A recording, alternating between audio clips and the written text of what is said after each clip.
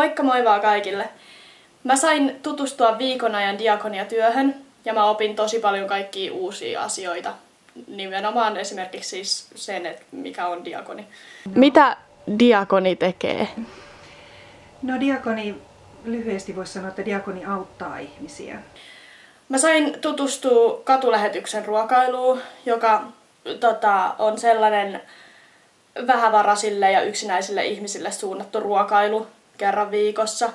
Ja sen toteuttaa diakoni ja vapaaehtoiset. Ja siis se tunnelma siellä oli ihan loistava. Siellä oli niin mukavaa, siellä oli niin ihania ihmisiä, niillä oli niin koskettavia tarinoita ja siellä oli niin koskettavia persoonia. Jotenkin toisaalta se on tosi surullista, miten moni on oikeasti yksinäinen tai vähävarainen ja tarvii ruoka-avustusta. Mutta toisaalta se oli myös tosi palkitsevaa olla siellä mukana ja nähdä ne ihmiset, kuinka hyvälle tuulelle ne tuli siitä, mitä kirkko tarjosi niille.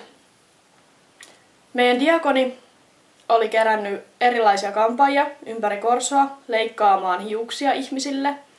Ja ne ihmiset, jotka tuli sinne syömään, sai samalla myös sit hiusten leikkuun ja kaikki shampoot ja kaikki mukaan. Ja siis se oli ihanaa nähdä, miten ihmiset, joilla ei välttämättä ole varaa käydä kampaajalla joka päivä laittamassa tukkaa joka viikko, joka kuukausi, oli niin iloisia siitä, että joku oikeasti leikkaa niiden hiukset. Se oli koskettavaa.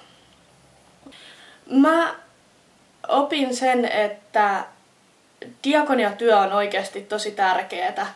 Ja mun mielestä diakoniatyöstä sitä pitäisi tuoda enemmän esiin.